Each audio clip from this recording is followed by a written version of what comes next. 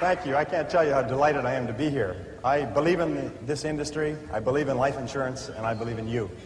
I think that life insurance people are some of the finest people in the world, and I mean that from the bottom of my heart. I'm just delighted to be here with you.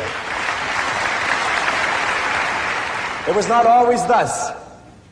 Many years ago, I had different ideas about life insurance when I was younger and foolish. And about 7 years ago, a friend of mine took me out for lunch and introduced me to a life insurance agent who is here in the audience today.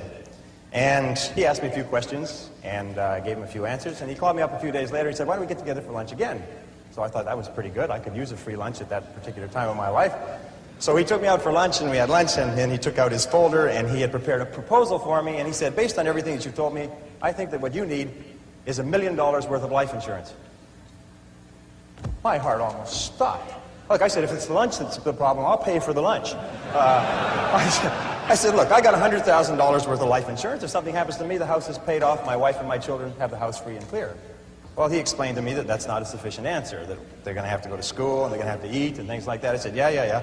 I said, look, I'm not going to gamble against myself. I'm not going to, pay money to bet against myself surviving. So he explained that away, and I gave him every objection that you could imagine. I don't care how many objections you've heard, I gave them all to him. And he answered them all, just sort of like a boxer, just going boom, boom, boom.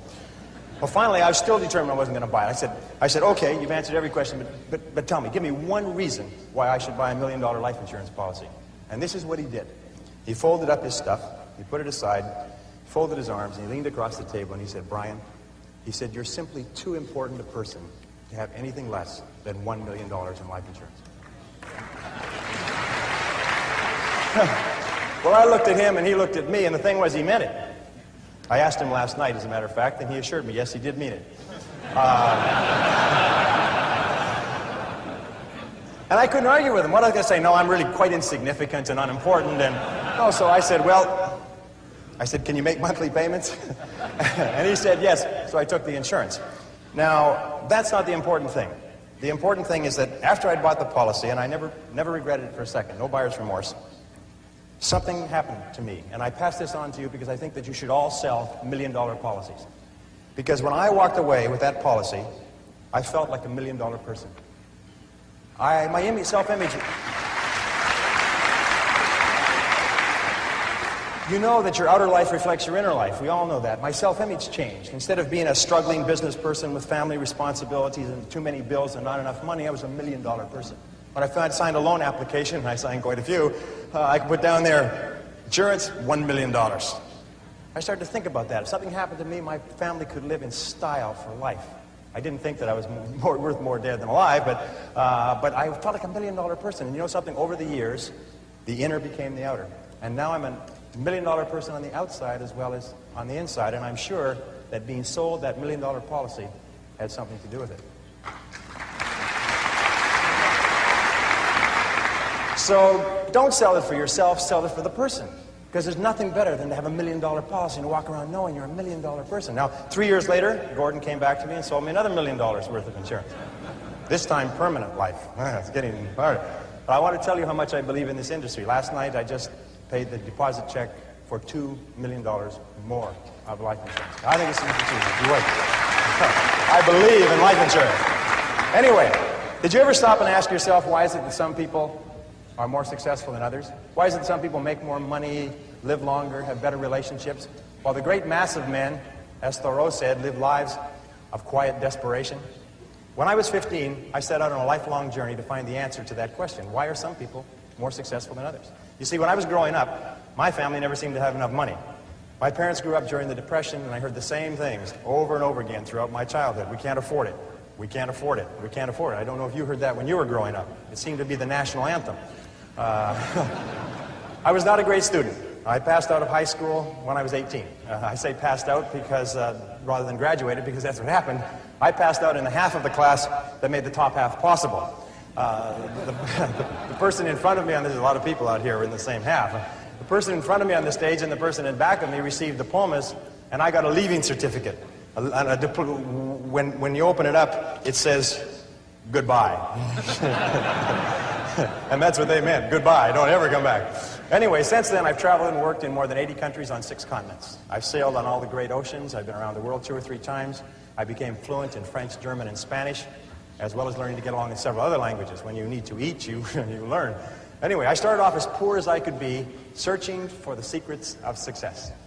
And over the years, I've read and studied for over 30,000 hours in business, economics, psychology, philosophy, religion, metaphysics, and history to find the secrets of success. And I'm happy to say that I eventually found the answers I was looking for. Today, I live in a $1 million house on a golf course in Southern California, and I have business interests in 9 countries. Today, I know and I've proven that success in any field, including this field, is as predictable as the sun rising in the east and setting in the west. And my purpose in speaking with you today is to share with you some of the most important things I've ever learned. However, as Aristotle once said, you can't teach a person something that they don't already know. You're already high achievers and great successes in your careers. You're already the cream of your profession. So many of you already know what we're going to talk about, and the rest of you will recognize these principles as soon as you hear them. About 5 years ago, I met a wise and wealthy man who had spent his entire life studying success. And he'd reached a clear conclusion concerning the reason for success in life and especially in business. He's dead now, but I'll never forget what he told me, because I immediately recognized that he put the finger on my reason for success and yours, as we'll talk about in a minute. He said the key to success was to set a goal and then to stay with it until you achieve success in at least one important thing. He said that your subconscious mind will then accept that success experience and store it as a pattern, like a template. And then from then on, your subconscious will drive you and direct you and guide you to repeat the pattern of success in other things that you attempt. Another way of saying it is that nothing succeeds like success. Psychologists have demonstrated that achievement brings you a natural high. Once you've experienced your first great success, then not only are you unconsciously programmed to repeat it, but nothing else will ever give you the same wonderful sense of satisfaction. And all high achievers know that. Anyway, I learned the truth of this idea many years ago when I first started traveling. I spent 8 years traveling around the world. And in many ways, a trip or a journey is a metaphor for life. My first big trip was that, and much, much more. It had such an enormous impact on me that I've never really gotten over it. My whole life has been different as a result of what I call the Sahara crossing. Let me tell you about it. When I was 18, 3 friends and I decided we'd go off and see the world. We were well out of high school, and we were laboring in sawmills on the West Coast. This is in 1963, and a lot of our friends were heading for Europe to travel around with backpacks. So we decided to do something different. Nobody else was going to Africa, so we decided we'd go to Africa. Of course, it never occurred to us to ask why it was that no one else was going to Africa. And that was our first mistake. After working and saving for a year, the 4 of us piled into an old 1946 Chevy and drove out of Vancouver, bound for Montreal, via Toronto. Actually, we just passed a couple of blocks from here on our way on that trip. It was late at night when we left. It was pouring rain. We were all 20 years old, and we were off to see the world. Anyway, I learned later that almost every great venture begins with an act of faith, like driving into the dark, into the unknown. In a way, nature protects us by shielding us from knowledge of the difficulties and obstacles that lie ahead. Because if we really knew all the problems we would face, the setbacks, the suffering, the temporary failure, and the disappointments, many of us would hesitate about ever even starting out at all. And our plan was to drive across country to Montreal, get jobs on ships to work our way across the Atlantic, and then head south across Europe to Africa. Pretty basic plan. However, as it happened in Montreal, one of the guys decided to give up and go home, and so he left us. Well, that left 3. The other 2, after one day, I still remember that, after one day of looking for work on the waterfront, decided to quit. Decided to quit trying and to spend their limited savings to pay their way across the Atlantic, rather than to work their way. I tried to talk them out of it. I told them that quitting is a habit. If you quit the first time you run into difficulties, you'll always quit when the going gets rough. You will, in effect, establish a pattern for failure rather than a pattern for success. But their minds were made up, so we split our savings and they took passage on a ship to England. I worked on a construction site in Montreal, hauling heavy things for the entire winter, and then I got a job on a Norwegian freighter out of Halifax in late February and arrived in England in mid-April. As I had predicted, my friends had quit and stayed in England working at odd jobs. However, we soon made up, good buddies again. Once more, we headed for Africa.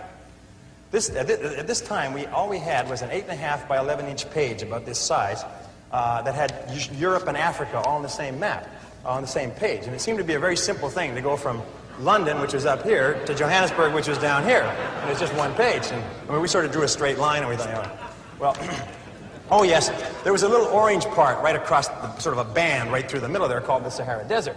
But we thought, well, we'd just whip over that and get down to the green part on the map. There's no problem.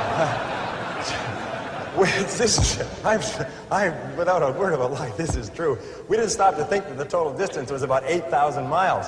See, we were big picture people. We didn't let ourselves get bogged down with details. We were young and we hadn't learned that it's the details that get you every single time. So we took a train down to London, and there we bought bicycles. See, we'd never heard of anyone riding from London to Johannesburg on bicycles, so we decided that we would do it first and become famous. That was another mistake.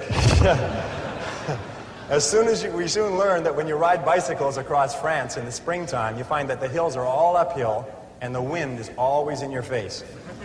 So likewise, I found that when you embark on any new venture, you often find the same thing. Everything seems to go wrong, usually at the worst possible time and in the worst possible and most expensive way, like starting a new business or a new career. Anyway, after 2 weeks of grinding along on bicycles, uphill the whole way, which seems like a geographical impossibility, but it's true, we said, the heck with this. We loaded the bikes on a train and we rode across France and Spain to Gibraltar. There we sold the bicycles and bought a Land Rover with our last dollar. We had definitely learned why no one had ever crossed Africa on bicycles. It was darn near impossible to cross France on bicycles. Europe on bicycles. Anyway, so now we had a little problem. We were out of money. We'd exhausted our meager finances buying the Land Rover, and we didn't have enough money for fuel and equipment. So we all sat down. We considered ourselves great writers at that time. We all sat down and wrote letters to everybody that we knew, pleading for money, telling them how desperate our situation was. Sitting here looking across the Straits of Gibraltar to Africa. All we needed was just a little bit of money to get us over there. Anyway, eventually we got a little bit of money here and a little bit of money there, and then we got one big score. I'll never forget this. An uncle of Jeff's that he'd only seen once in his life sent us 100 pounds. 100 pounds at that time was $300, worth more than $1,000 today. And we were ecstatic. We were saved. So this is another lesson. Nobody ever makes it on their own. One of the great lessons of life. We all need help from others to get over the rough spots on the journey of life.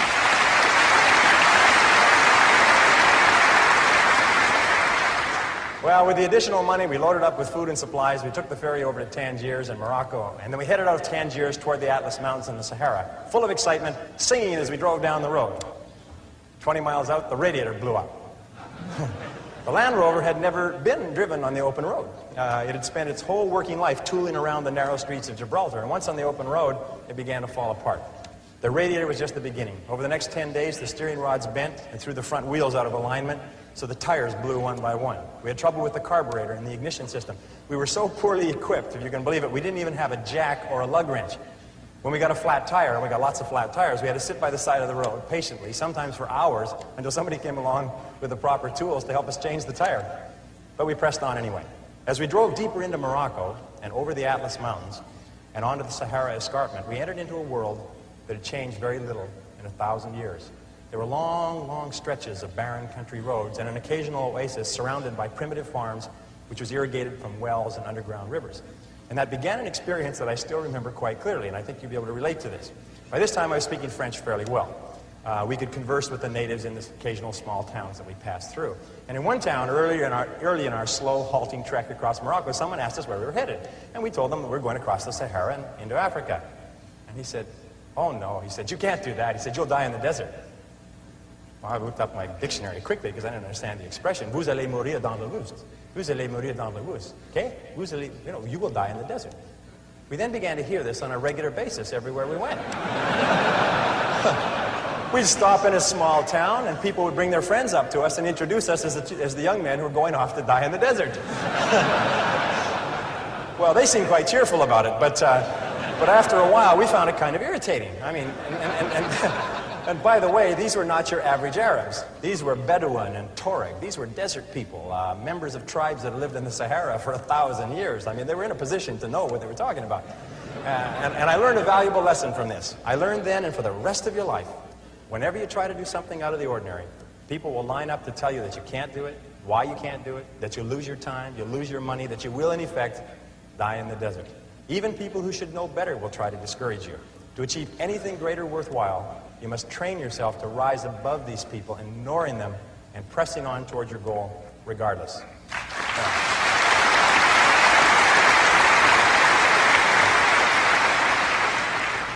Geez, you're great guys. I love it.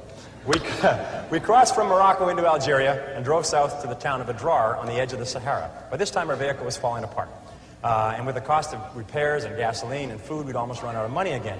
One of the guys, sick from dysentery, decided to give up. He took his money and his belongings and he hitchhiked to the Mediterranean, 500 miles north and then back to England. That left two of us. We began wondering, what are we doing here? We were two young men, 20 and 21 years of age, thousands of miles from home, sick, tired, and almost broke, with thousands of miles ahead of us. We couldn't even remember why we started out in the first place, except that we had set it as a goal. And we were too dumb to change it. Anyway, but one of the things that kept us going was a book of poetry by Robert W. Service. Robert W. Service had driven an ambulance in World War I, and he'd written poetry to cheer up the soldiers in the trenches on the Western Front. And there was one poem that we read over and over. It always gave us a boost in the determination to go forward. It was called Carry On.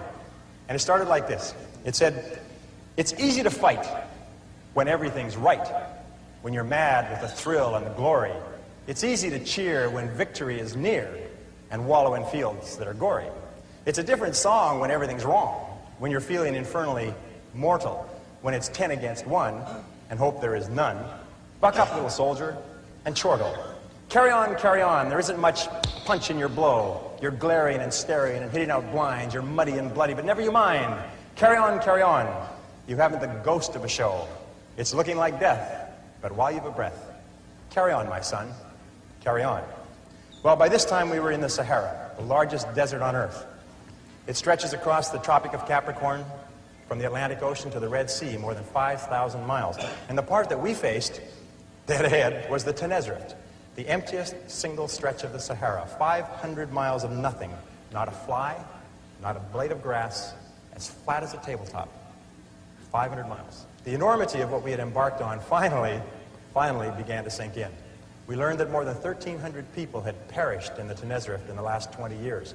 42 vehicles had broken down in the desert, and many of their drivers were never seen again alive. By this time, Jeff and I were once more out of money. All our tires were scraped bald and they needed to be replaced. We needed additional tanks so we could carry enough gas and water for the crossing. We needed tools to do repairs. We needed a jack and lug wrench so that we could change tires. Obvious. For 3 weeks we stayed in a drawer. Jeff hitchhiked north to Algiers to wire for more money, more creative writing, while I sold all our supplies except for a bare minimum. With that money and by stripping abandoned vehicles, I got the Land Rover repaired and properly outfitted with reasonably good tires, a reserve gas tank, proper tools, and supplies for the crossing. It's amazing how enterprising you become when your survival is at stake. By the way, this story took place 24 years ago today.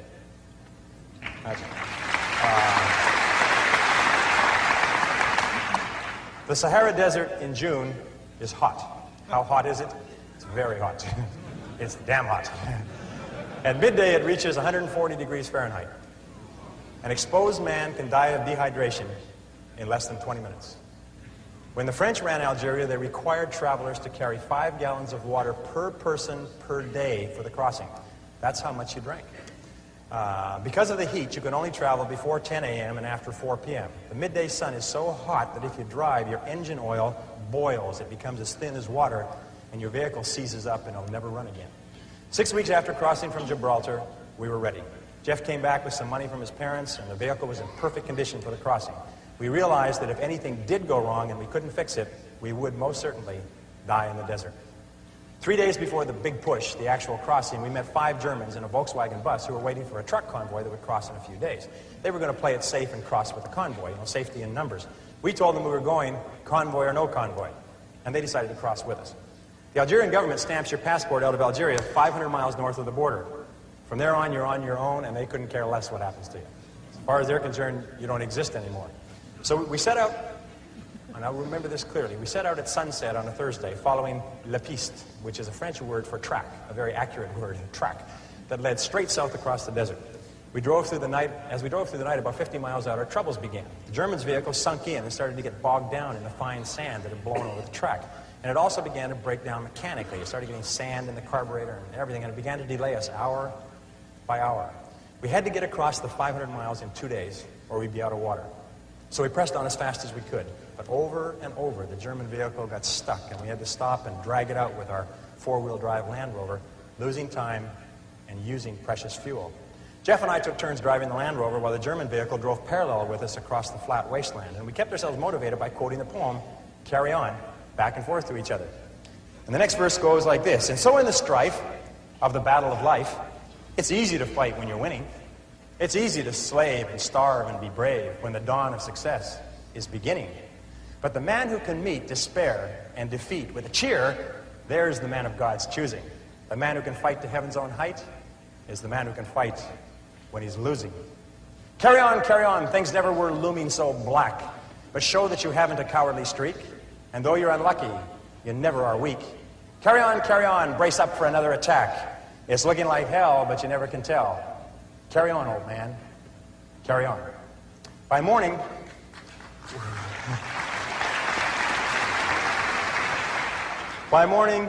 we had only made 150 miles, and we were all exhausted and a bit tense. There was an abandoned army fort in the middle of the desert, and we had hoped to shelter there from the midday sun in one of the empty buildings, and now it was too late. The sun had begun its implacable climb up the eastern sky. Still, we hurried on. So fortunately, you couldn't get lost crossing the Sahara in the daytime. The track across the desert is marked by black 55-gallon oil drums located every 5 kilometers, which is exactly the curve of the Earth's surface. You can always, as you drive, you can always see 2 oil barrels, the one you just passed and the one you're heading for. So all you have to do to cross the biggest desert on Earth is to take it 1 oil barrel at a time. Of course, traveling at night, if you wander from the piste, if you wander from the track, you can get lost in the desert and drive until you run out of gas. And many people have died that way. As we would approach each oil barrel, it was really neat. As we approach each oil barrel, we come to this oil barrel, we just come parallel with it. The next oil barrel would just pop up on the horizon. And as we would pass this oil barrel, the one behind us would fall off the horizon, as though it had been shot in a shooting gallery. Really neat. So in the years since then, I found that you can achieve almost any goal you set for yourself if you simply take it 1 oil barrel, 1 step at a time.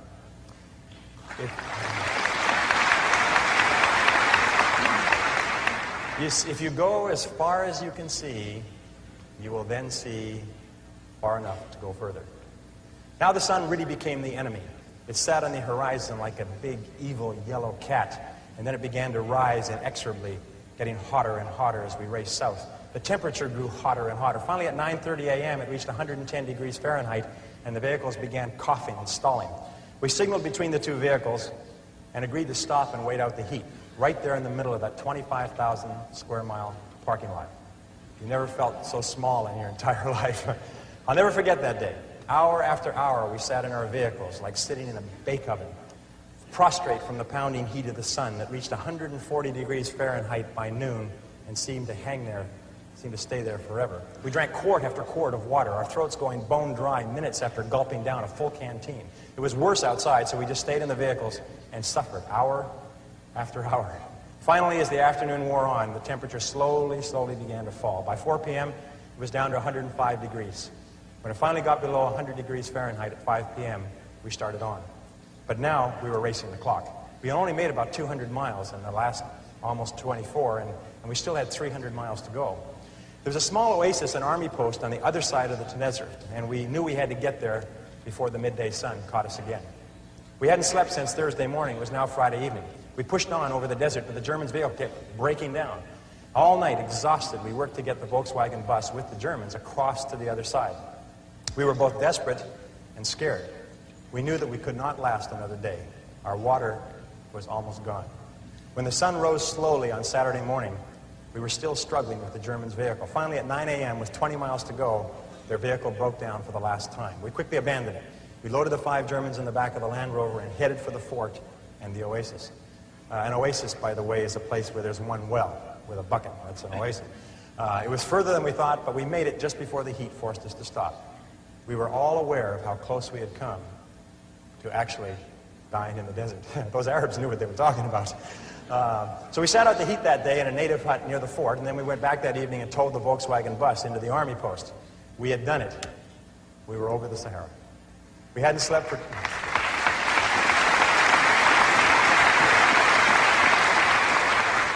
We hadn't slept for 2.5 days, but we had made it. Now, I won't go into the details of what happened on the rest of our trip across Africa, except to say that we did finally get to Johannesburg 2 or 3 months later. I won't trouble you with I won't trouble you with how we had to cross 2 countries illegally with the police and the army on orders to shoot to kill if they saw us. And I won't go into how we were almost killed under the boots and rifle butts of a mob of soldiers in the Congo. That was another close one. And I won't talk here about the experience of meeting and working with Dr. Albert Schweitzer in his hospital village in Lambrini. No, I'll wrap up this story here by telling you what I learned about life and success in the Sahara crossing. Here are 7 rules you can apply to any challenge that you face in achieving anything you desire. Rule number 1, the most important key to achieving great success is to decide upon your goal and then launch. Get started, take action, do something, move. A 12-year study at Babson College concluded that the act of taking the first step is what separates the losers from the winners, or the winners from the losers. We set out at the age of 20 with $300 each to cross 3 continents and travel 17,000 miles from Vancouver on the west coast to Johannesburg in southern Africa. And we made it in just under 12 months. But the most important step was the first one. All the rest followed from that. Number 2, once you've launched towards your goal, never consider the possibility of failure. The Germans have a saying, it's immer vorne, nie zurück. Immer vorne, nie zurück. And it means always forward, never backward. Always forward, never backward. Never consider the possibility of failure. Every person here is here because they refused to quit when the going got rough. Your ability to persist in the face of setbacks and disappointments is vital to all great achievement, and it's always a decision that you make. It's not the external environment, it's always the internal environment. Number 3, the biggest goal in the world can be accomplished if you just take it 1 oil barrel at a time. Thomas Carlyle once wrote that our great business is not to see what lies dimly at a distance, but to do what lies clearly at hand.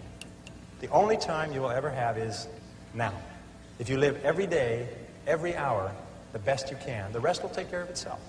As the Bible says, sufficient unto the day are the cares thereof. Number 4, watch out for the naysayers. The negative people around you are always telling you that you'll die in the desert. Get around positive people. Get around winners like people in this room. Fly with the eagles and refuse to listen to objections and reasons why you can't succeed. Someone once said that if every possible objection must first be overcome, nothing will ever get done. And truer words were never spoken. Number 5, welcome obstacles and difficulties as valuable and inevitable steps on the ladder of success. Remember that difficulties come not to obstruct, but to instruct. Difficulties come not to obstruct, but to instruct. Our trip to Africa was one problem after another. We ran out of money over and over. We strained every muscle of our bodies trying to ride bicycles across France and Spain. Our Land Rover broke down again and again. We suffered from dysentery and heat stroke and exhaustion. But when it was time, we were ready for the Sahara crossing. In retrospect, we saw clearly that without the lessons that we had learned from our mistakes, we would have surely died in the desert. And when you look back on any achievement, you will find it was preceded by many difficulties and many lessons. They are the price that you pay for your success, and no success is possible without them. Number 6, be clear about your goal, but be flexible about the process of achieving it. Be willing to change, to try something new. Keep your mind open and fluid and flexible. Be willing to accept feedback from your environment and correct your course. This is a key quality of peak performers. They're not rigid, they're flexible. Remember, it's not what you have, but what you do with what you have that separates winners from losers. It's not what happens to you, but how you respond to what happens to you that counts. In the final analysis, your response to the adversity of life is the real measure of who you are and what you're made of. The Greek philosopher Epictetus once said that circumstances do not make the man or woman, they merely reveal him to himself.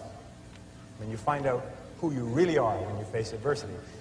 And remember, number 7, the last rule is nobody does it alone. At every step on our journey across Africa, people helped us with advice and with food and with assistance and with money, but especially with warmth and with kindness and with generosity. When life is over, it will be the people that we lived and laughed and loved with that we remember more than anything else. So don't be afraid to ask for help from others. It's a mark of strength and courage and character. And don't be reluctant to give of yourself to others generously. It's the mark of caring and compassion and personal greatness. The reason the Sahara story was so relevant for me was that because after the Sahara, I never felt that there was anything I couldn't do. I felt programmed for success for life, although it took me many years to understand it. And the reason why this story may be of interest to you is because I believe that everyone has a Sahara to cross, perhaps more than one. Many of you are crossing your own Saharas right now. Everyone eventually goes through periods of great difficulty, their own private hells, their dark nights of the soul. But it is by facing whatever life gives us with courage and determination that we grow more surely toward the stars. Let me leave you with the last verse of Carry On. There are some who drift out in the deserts of doubt, and some who in negativity wallow. There are others I know who in piety go because of a heaven to follow. But to labor with zest and to give of your best for the sweetness and joy of the giving, to help folks along with a hand and a song, why there's the real sunshine of living. Carry on, fight the good fight and true. There's big work to do. Believe in your mission, greet life with a cheer. There's big work to do, and that's why you're here. Carry on, let the world be the better for you. So at last when you die, let this be your cry. Carry on, my soul, carry on. Ladies and gentlemen,